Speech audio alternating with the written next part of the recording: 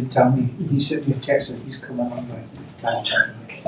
I'm on, can you hear me? We can hear you. How are you progressing? How you feeling? I'm good. It was just, had some things here at the house I couldn't get away from, so, and there was timelines, either finish this or get down there for the meeting, so I had to finish that. We would have preferred the latter. I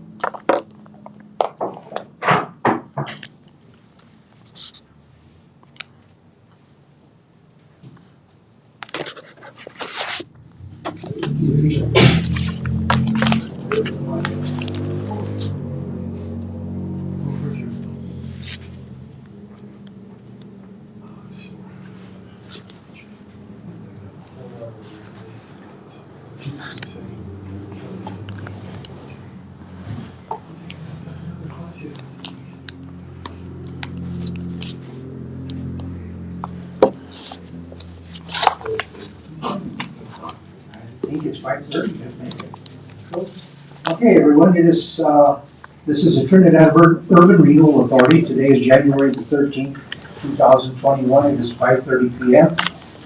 We'll convene our work session agenda. Item number 1 is the facade program guidelines. And there is a cover sheet with everything that I sent to everybody, so I'm sure you read it already and know what I'm talking about. We had several revisions with it. We got it operational at least once. We had another draft of it last year, but expanded the guidelines a little bit. But within that, there was something that we did not put in there. And in 2021, it has, to me, become a matter of concern and something we need to address.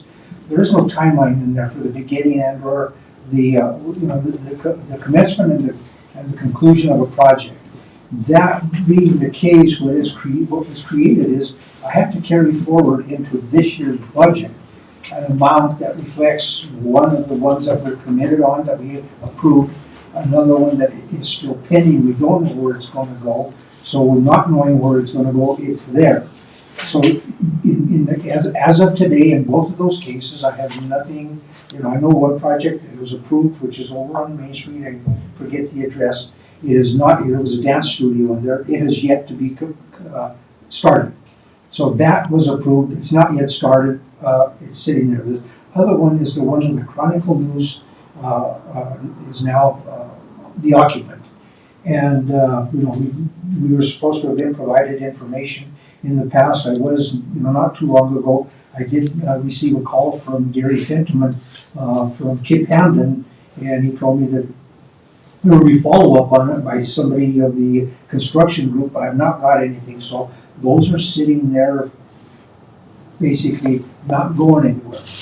Doesn't mean they're not going to happen, but the thing is, we in reviewing it, seeing what's going on. That's why I brought that up, because it's not a major thing, but it's something that we need to be able to get them done, get them behind us, and move on. And so somewhere along the line, this is for suggestion. What are your thoughts? I invite your thoughts. Do we need to how do we institute a timeline on this? It's one where when that comes to us, we have to know there has to be a projected start time and a projected end time, so that we know how we're going to be able to handle the monies that we allocate and approve for these funds. I mean, for these projects. Personally, I think that was a major oversight on our part. Is 6 months too short? In this day and age, try to get something done in 6 months. I've been working on recycling my house now for 2 years. So again, in 2000, where we've gotten now, yeah. What is the appropriate time? I mean, all good plans usually get wiped out because labor shortage, material. Mr. Frank had a good idea last time. We were talking about bringing it forward, or I don't remember exactly what we said. We said we'd discuss it. But you were talking about how we could get around that with the accounting and stuff. Was. Getting out of county, that sounds illegal. No, Well, I don't know that we can, and it was done, it has been done, and it probably, depending on where we go with it and what reality is, I mean, that may continue to be a reality into the future. But it's one, is at least, it's one, is there a projected start time? The conclusion may not happen because of supply chain issues, labor shortages, understandable, it is. But if we get an application and it comes through here, it's that there's reasonable expectations that it is shovel ready, that, within the next 60 days it's gonna start, and in a perfect world, if it goes where it should, there could be a projected timeline for it to be completed. If it doesn't happen, well, it's gonna be the circumstances, take those into consideration. But to grant them, to approve a project in July, and 6 months later, it's not yet begun, even the smallest part of it, I mean, that's something we gotta give consideration to, in my opinion. I'm bringing this to the commission, I thought about that because, with having to go through that budget amendment and changes that we had to do, it did come out as a blaring issue for me. maybe we should have, But go ahead. if I can, thank you, Chairman, if I may, we put some sort of a start point. I agree with that. I know most of these projects are to be shovel ready. However, the back end of things, we also want to maybe think about putting in a clause of some sort of extension on this grant project if something goes really wrong for the applicant. If they've already been approved, we do this with the county. Sometimes we don't get to the project in time due to weather and so forth, and have to ask for an extension of the grant and move forward even up into the next year. So would that be looked at as well? Just so these folks that are budgeting for this project or their project won't have to come up with this extra dollars in case we pull the plug for some reason. Does that make sense? Well, from that part I understand and I agree with it. But I'm thinking that when, and actually, we had another applicant that was for that, what used to be the Presbyterian Church on Commercial Street. When we got that one, it was one that was for, there was not even there was a lot of unknowns. And the applicants did withdraw on that one, and that could be one that we see in the future. But that was one where it was you were requesting funds for, who knew what time in the future. That one was that one is one of, an example as well. So it's one where it's like, if we're gonna bring them in, and even, we take them into consideration, is this one that we're saying, okay, it's gonna happen, but where is it gonna happen? That puts us with continually having paperwork pending, and it gets a little difficult to administer. Kim, Commissioner? Go ahead. I was gonna say, why don't we have a projected timeline, period? Okay. I guess my problem with all this, I understand your point. But, I mean, do we just put a drop dead date in at the end of the budget year and say, with some sort of modification to make it easier on people so that they have to resubmit? Would that resolve here? No, not really. And what I'm saying, at the point that the application is brought in, it should be basically, I've got X amount to go, this part's gonna assist it, and, because we're a part of it, we are not the project. But it would have to be one where, all the logistics are in place, but all this is gonna happen, and there's a, should all this happen, all this come together, and I can be able to start, say we're in January now, I'm ready to go in April, I'm ready to go April the 1st. And that would be something to think about, but if it's one where, the ones that we've done, we've given approval to, but there was not an actual saying, okay, this is where it's gonna start. The assumption on our part is it's going to start, momentarily after we grant or approve it. But, and we've had one that didn't. We had one approved, one paid, one project has been completed. We have another one, I say, so those are, it's like, how long into the future do we need to carry those?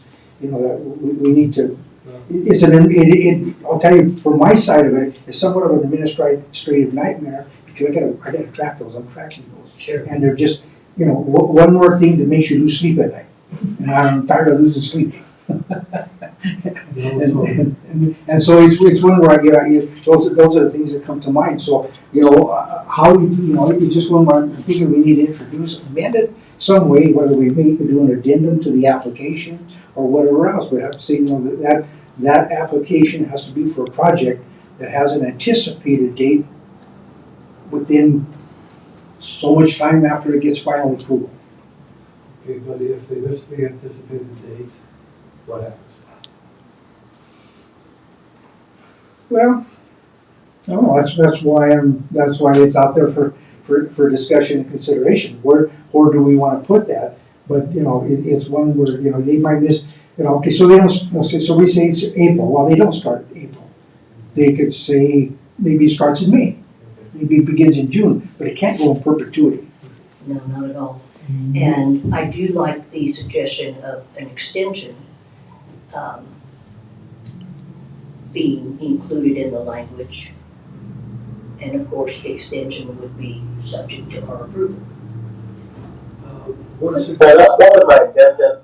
That's what I was thinking, as well, because if we grant the award, and then I would say they have to have a start time, on the day of the award, it was approved, and the designated start time, and if for some God-forsaken reason they have some problems and issues, then they can apply for an extension, just like we do with our grants that we do for the county, and then it will be determined at that point if it's, you know, say for some reason they haven't started nothing at all, and then the board could say, well, you haven't done anything, so, but maybe they're 75% through the way, but their deadline's coming quickly. If we determine the deadline, that would be the only reason for an extension for me, but I would definitely want a start time from the date of the award. The problem that I see is that's actually going to create more paperwork. So my suggestion would be that we go along on that, but we need to put some of the burden or all of the burden back on the applicant by requiring them to submit monthly reports by a given date so that you don't have to keep tracking them down, and then put some sort of stick on it saying that if you miss 1 or 2 monthly, and maybe it's not monthly, maybe it's quarterly, but, you know, then you're going to have to start the process all over. Well, I'm sorry, go ahead, Commissioner Rooney. I was gonna say, why couldn't you say, for people that are applying, the project is expected to start within 6 months. If not, they have to let us know. Because the money isn't going out, like you said, we're still tracking it, but you're gonna be tracking it no matter what you do. It is, but it's just out there, is 6 months too long of a term? Okay? I'm thinking 90 days. 90 days, okay, you submit it, we review it, we approve it. From the time that we approve it, the beginning date should be 60 to 90 days. You know, the assumption is you've done all the background work and everything to get the application to us. You know what it is you're going to do. Therefore, you know, you come to us, you're looking for funds, you know you're going to do the project. You get whatever the 25% funding for is from us, whatever it is. Should be basically, you know, the old overused terminology, shovel ready. So that 90 days should be the point that it needs to be able to go. I mean, in the process, there could be an earthquake or something else. It doesn't happen. So, you know, there are extenuating circumstances. But without any extenuating circumstances, it just goes on from there. We do have the clause in there where we can, you know, provide funding at the beginning, funding at a midpoint, and at the final. You know, you know, I think we've got that in place where it's like we don't have to track from month to month how it's going. It's just a matter of, you know, begin it so there's something going on it, and, you know, to get the approval and then still many months later or submit the initial application, but all the supporting documentation is not yet supported, is not provided. it's sitting there with an open file. And it's one where if you don't do it quickly enough, it's what if you have other applicants you can't or wouldn't be able to approve because you've got other ones pending that are sitting there. That one's sitting there, I'll take the one like for 313, is it 313 West Main? Okay, it's not been approved, it's there, but we have not had any other conflicting ones that said they missed approval because we have other possibilities. That has not happened. Luckily, that has not happened. But going forward, I don't want to encounter that to happen. So again, I've got it here. We in my opinion, put something in there. Not aside from having to carry it forward in the budget for this year's for this year. For committed funds or possible committed funds. Beyond that is the project itself. Is it going to start? We need to have a start time on it. I don't think you say, it's approved and whenever you do it, I'm good. No, well, we'll be there 12 months later, 18 months later, waiting for it to occur. I like to see the beginning points of it so that the success of the program is being demonstrated. And then by making that change, how do we do it? Do we change the policy document, or do we do an addendum to the application just to make sure that it is a known, the applicant signs to it, knows that that's what it is? You might have to do both. I think both. Both. Okay. Actually, amend both documents. But I still think we're gonna have to ask them for a projected timeline. That way it gives us something to go by too. Something to hold their feet to. Right. Exactly. I guess. I don't know how you do it, because, you order stuff and it's supposed to get here. Yeah, if you have projected, at least you have something to go by. Right, like Ed said, right now, we have nothing to go by. Chairman said. Well, like I said, I think we need to still put some of the burden on the people to make reports, so that he doesn't have to track them down. I like that idea. I like a monthly report requirement.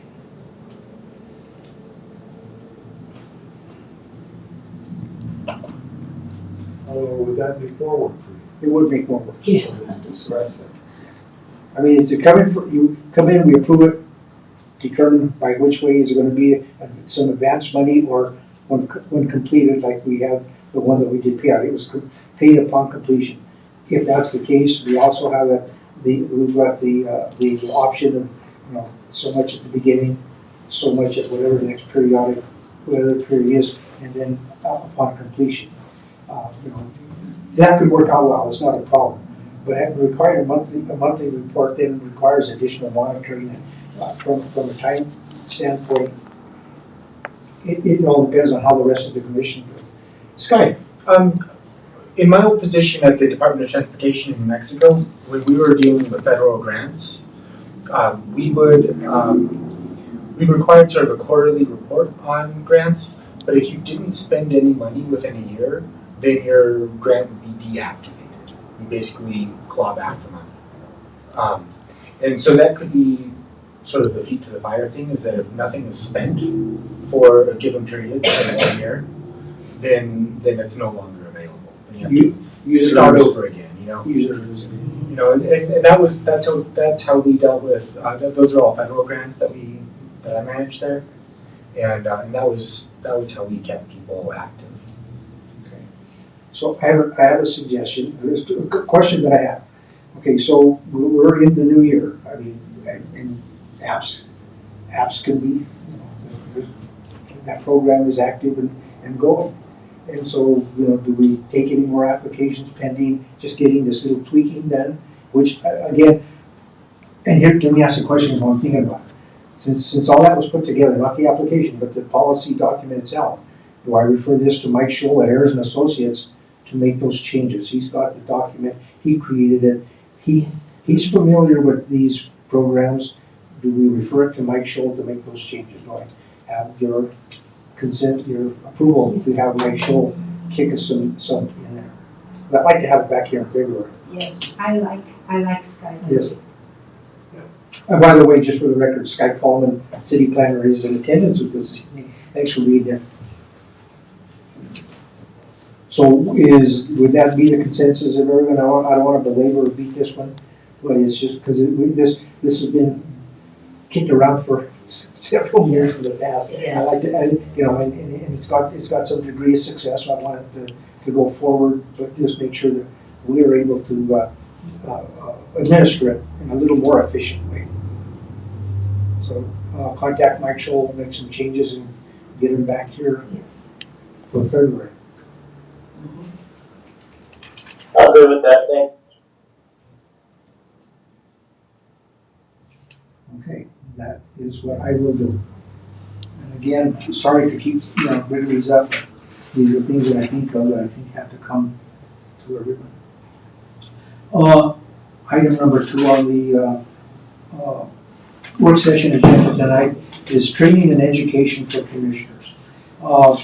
In my notes that I sent, I think you all would have received an email on the 22nd of December. Had links in it. This email was sent to me, which I forwarded to Brittany. She forwarded it on to you all. It's from Downtown Colorado Incorporated. They're probably the best source we have for training and other education. In front of you tonight, I also I took it upon myself and I downloaded it's a 2017 edition of the Colorado Revised Statutes as they apply to urban renewal authorities. There's probably some revisions for 2018, but this one has a couple of things I would like to mention in there when you see it. I don't remember which section it is, but it does in there state that URAs are to be comprised of 11 members, 15 members. We are comprised of 7 members, our full membership.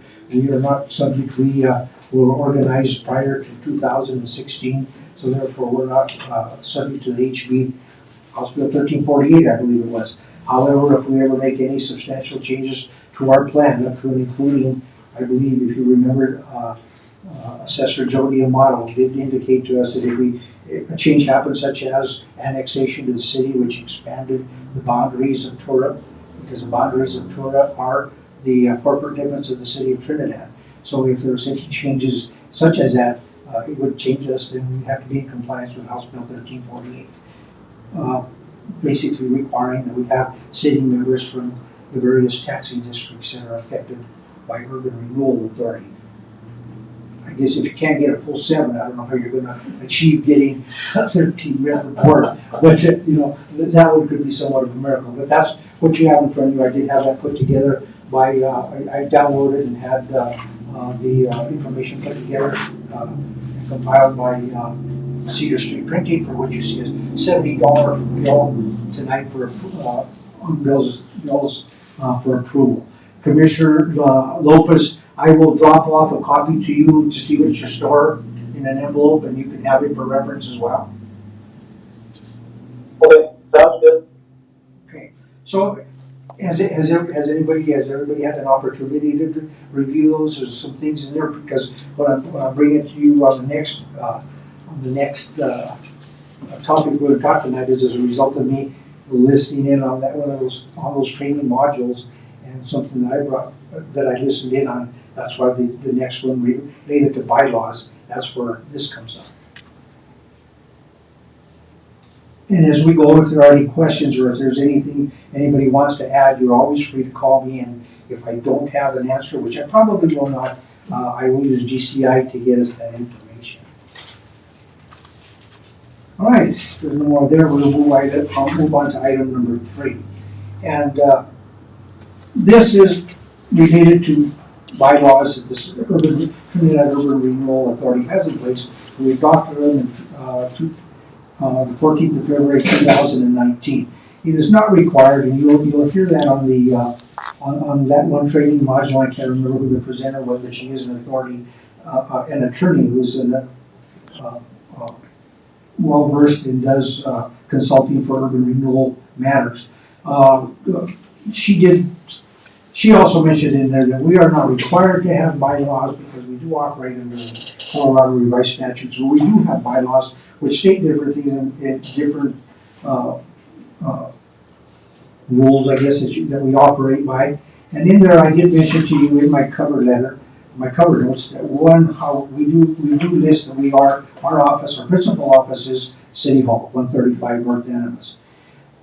And it does specify there as well, and I was looking at the section, but it does state in there, does stipulate that our meetings are to be held on the second, third day of the month at 5:30 PM, but it doesn't really allude to a meeting place.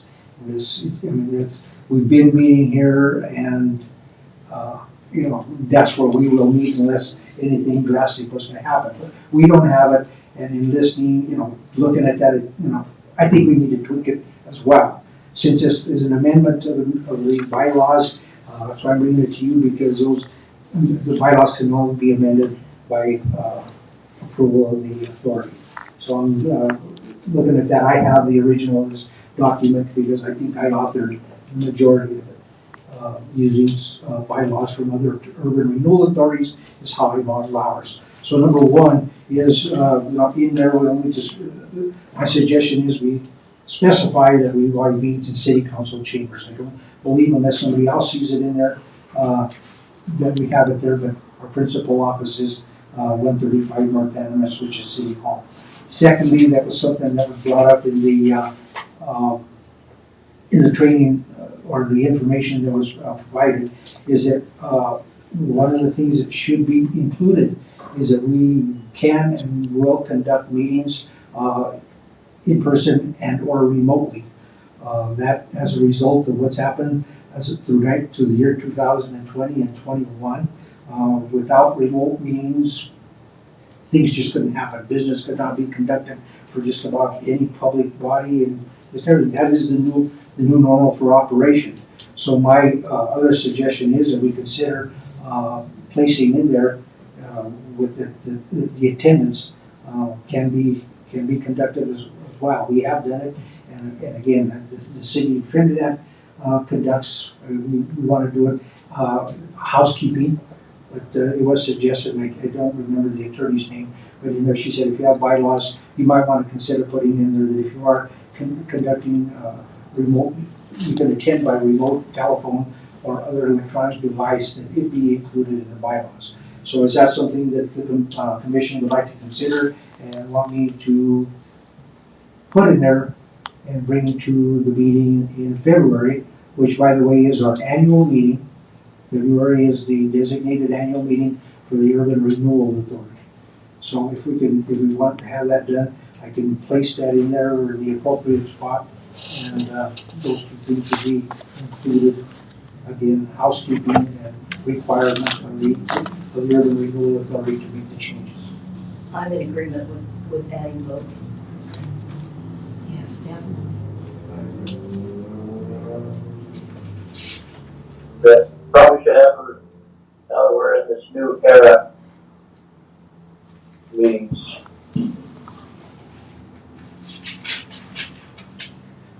Okay, then I will work on the, The one thing I was looking at today when I was reading, or as I've been reading about, is there anywhere in here that says that we only have 7 members or commissioners? is actually by this. Okay. Okay. When we were organized and the Trinidad Urban Renewal Authority was revitalized, as they called it, December the 1st of 2015. And so at that time, it was done, and we were done not subject to House Bill 1348, which went into effect January 1st of 2016. So we are a 7-member by state statute under the CRS up to whatever the prior date was, maybe 14, I don't remember the edition date. So we are designated as 7. Should we make any changes to our plan, we then become subject to House Bill 1348, and our members of the board are required to increase and that increase is by seating members from taxing entities that are affected by urban renewal on the tip. So there could be special districts. And so that's where it'd be. So yeah, our number 7 is dictated by the statute that was in place the year that we were placed back into business. Back into business, as you want to call it. Any other questions? Nope. All right, I will go to the work program and make the applicable changes and have it available for the February meeting. Item number 4, items for future work session discussion. Does anybody have anything that they would like to have me look into, or I will ask for your assistance to? Could you solve the problem with the inflation? Yeah, die.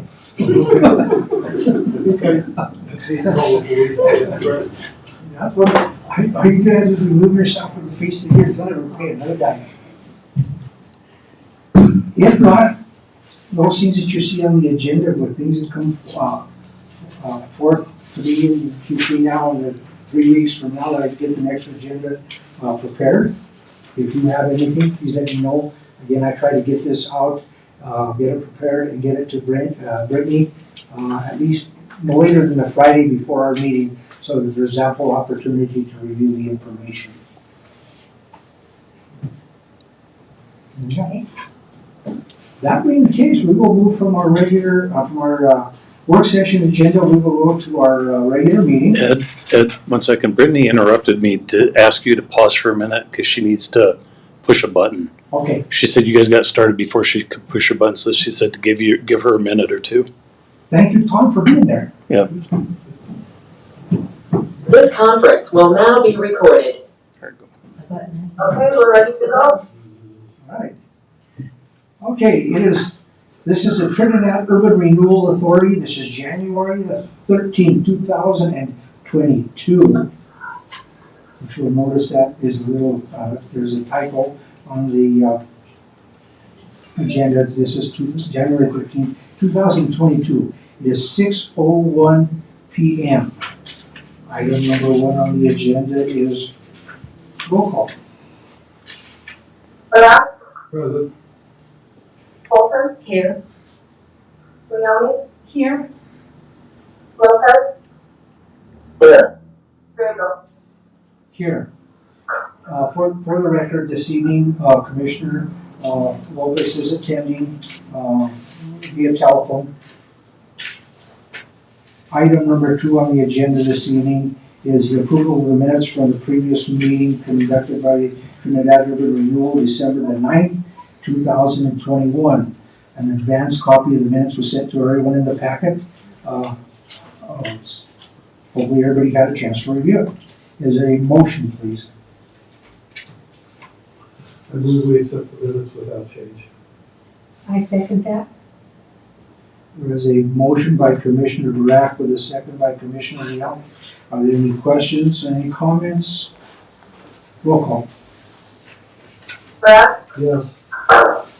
Fulton, Abstain due to absence. Leone, Yes. Lopez, Abstain? Grego. Yes. Item number 3 is the acceptance of the financial report. Again, that information was sent in advance to the commissioners. Is there a motion, please? I'd make a motion to accept the financial report as presented. I'll second that.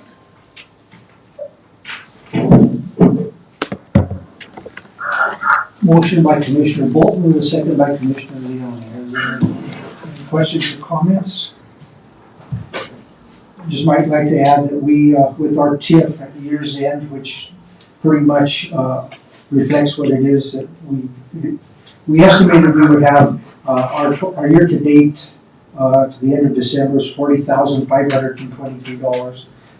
We're very close to what we had estimated and hoped for that we would be getting through the year. So that's the same projection going into 2022.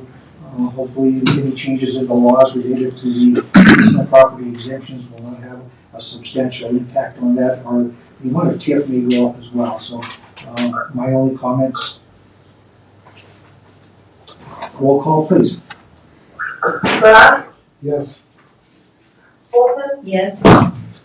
Leoni, Yes. Lopez, Yes.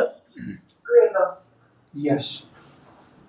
Item number 4 is consideration of bills, and we have one bill to be paid this evening. The amount is $70.41, and that is for the printing and the binding of the copies of the statutes that I have been distributing to members of Trinidad Urban Renewal Authority. Is there a motion, please? I make a motion that we pay Cedar Street Printing $70.41. Is there a second? Second. Commissioner Bolton on a second. Questions or comments? Roll call. Grant, Yes. Olson, Yes. Leoni, Yes. Lopez, Yes. Grego. Yes. Item number 5, petitions or communications, oral or written. Is there anybody in chambers this evening, or is there anybody on attending meeting via go-to meetings that would like to address the Trinidad Urban Renewal Authority this evening? Last one more time. Is there anybody either in the audience in City Hall, in chambers, or anybody attending via go-to meetings that would like to address Trinidad Urban Renewal Authority? Let the record reflect there is nobody that wants to address the Trinidad Urban Renewal Authority. Item number 6 is even old business. There is none of record. Item number 7, new business. There is none of record. Item number 8 is report by Executive Director. I, acting in the capacity as Board Chairman, currently taking care of business of the Urban Renewal Authority, have a few things that I will report that I have done over the past month since the last meeting. On January the 11th, 2022, I had the opportunity to speak with the city planner, Sky Coleman. We met here in his office and we discussed a few things. One of them, possible future projects could occur, one commercial, and we also discussed the anti-dilapidation ordinance and dwellings that exist in the city of Trinidad that could possibly be something that Trinidad Urban Renewal could be a part of in going into the future. Sky, you're with us this evening. Is there anything else you would like, because I think in our conversation I did say that whatever it was and where to go, the main thing is I would bring it to my commissioners for their knowledge and know what's going on, and ultimately then I will be talking probably with Mike Scholl as well to make some determination where we can weave this in and where our plan is applicable. Anything you would like to add, Sky? Well, I called Ed, Mr. Grego, to talk about what would be possible, or sort of what are the bounds of what Urban Renewal can do, partly because I've been getting some inquiries from the community of just some people who are interested in fixing up some old buildings, and they're thinking, is this a entity that could be of use to them, or could be of assistance in carrying those projects through. And so we're kind of yet to receive a specific proposal or a specific plan, but I did want to just confirm how that process would go once they are in a shovel-ready place. And hopefully we'll be getting some interest and some applications coming in. Thanks, Sky. It was nice to have that opportunity to talk with you, and we will keep in contact with you as time goes, because I think your department and Urban Renewal Authority wanting to know what's happening going forward with the city of Trinidad. One thing too also that Sky did offer to assist us in doing some, maybe a little bit more, how would we call it, a little more Publicity. Maybe. publicity. You're trying to get out there, trying to publicize for membership on the Urban Renewal Authority. That'll create us trying to say, some how elaborate and how nice it is to be on the Urban Renewal Authority, so that he can get out there and he will publicize it more in a more aggressive way, I guess you want to call that. I'm going to work to maybe we can get our word out there. So, that's nice, and I will get with you on that, and we can see what other mediums can be out there to make that happen. The other thing I want to talk about, I did today attend a meeting here in City Hall, the City Council chambers. There's a quarterly meeting that occurs to be, for the boards, chairman of the boards and commissions. Several were here today and these basically discussed their, although we don't work in the same way that they do, I do attend, just to have my presence there. But there was representatives from downtown organization, Parks and Rec, Arts and Culture, the library, and they had some discussion with their funding processes with city administration. It happened just at 3 o'clock today, so I'm still in a fog of what I did, what I went. A reminder that our annual meeting will be in the February 10th meeting. That is the time that we will elect by bylaws. We elect our chairman and vice chairman. So that will happen in February. Although we did discuss it last month, we will not be seeing Mr. Barak at the meetings after this month.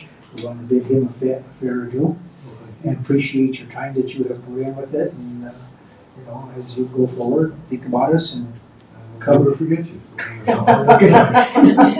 come and attend when you think you got the time. Okay. Do appreciate it. And ultimately, I would also, again, every month I have to do it, and I do again express my appreciation for the assistance I get from Brittany Flores for helping me keep track of things and put together the agenda that is distributed to everybody electronically. I also would like to express appreciation to the Trinidad and Urban Renewal Authority for the services that Mr. Tom Murphy provides in his recording of all these proceeds and making us available to the public for viewing live or viewing after the fact. It is very helpful, and I do appreciate that he is doing that for us and quite a bit of the city meetings, right, Tom? Mhm. So we thank you very much for that. That concludes what I have to say this evening. Going on to item number 9, reports by commissioners. Commissioners have anything to report? I don't have anything to report, but I would like to hear or know more about the anti-dilapidation. Okay. I'd like to know more about that. That's good. I could prepare maybe a short presentation or maybe a fact sheet on it for your next meeting, That would be great. Thank you. and just kind of explain how that works here. It's a program that I think has room to grow. Right now, we look at buildings that are dilapidated, that are dangerous to live in, that really have lost their structural integrity, and if they reach a certain point, we demolish them. But in those cases, those are the extreme cases. I mean, there's also things like where we might send a property owner a letter to fix their window, and then they fix it, and the ordinance has done its job. So those are maybe the success cases. But maybe where there's room to grow is in those cases where a property is in grave disrepair. How do we either avoid demolishing it altogether and get it into refurbishment, get it into somebody's hands who's going to renovate it, or if we've already demolished a property, then it's in this sort of limbo situation where it has a lot of liens on it from the city that often go unpaid. And so you have a property that's maybe worth $50,000 and it has $50,000 in liens on it.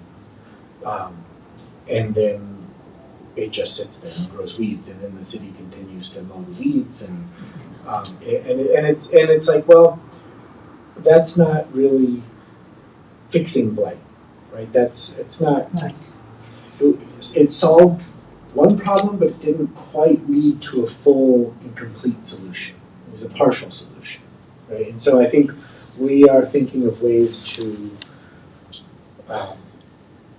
of how to use our anti-dilapidation ordinance to also uplift neighborhoods and to get some of these vacant properties, perhaps through city hands, through TURA's hands, and into use, into redevelopment. And I don't think we have the answers to like what that second phase looks like quite yet. But we are looking for some inspiration. We're looking for some way, a pipeline that could work. It might involve collaboration with the college. It might involve collaboration with the housing authority. It might involve collaboration with any number of entities out there. We're still trying to formulate how that could work. But I can definitely present to you at our next meeting a little bit more information about the AD anti-dilapidation ordinance, how many properties have gone through or been subject to that ordinance, and what the status of those are. That would be great. That would be great. Thank you, Scott. Anyone else have anything they'd like to report? I have nothing to report other than I want to thank Mr. Brock for his service. Appreciate it. He will be missed. Especially after the next. If I may, Yes, I sir. want to recommend the same to Mr. Barack. Dave, it's been a pleasure and an honor serving with you. I've been able to pick your brain here and there, and thank you for your knowledge and your service to our community. We'll be missing you. Thank you. Thank you. I would like to say that it has been an honor and a privilege to serve with the board members, both current and former, city staff, both current and former. Talking to Tom and visiting with him has been a pleasure, and the various people that come through. I hope we've been able to accomplish some of what we set out to do. This is a never-ending process, I believe. And I do wish you well in finding new members. I'm not sure exactly why it is that way. I do finally want to say it has been an honor and a pleasure to finish off John Terabino's term. I had the opportunity to visit him not too long ago in the nursing home, and as you would expect, someone in his condition, he's actually doing quite well, but some days are better than others. So, anyway, and I'd say if you want to go visit him, you should go see him.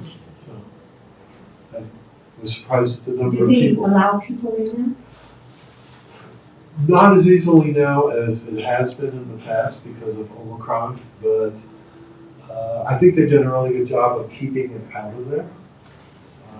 I imagine some staff members have possibly had it, but I haven't heard of any outbreaks, so it's an unfortunate thing that all these things are happening at the same time. So, but I know that he held this board near and dear to his heart. He did it. So, thank you for the opportunity to say thank you for him. Well, thank you, Dave. Appreciate it. Anyone else? Well, that being the case, I guess we're going to give one final opportunity to Commissioner Barack at 6:17 p.m. Beautiful. I move for adjournment. Second. If there are no dissenting votes, we will call this meeting adjourned at 6:17 p.m. So what I gotta do is. Good night, guys. I move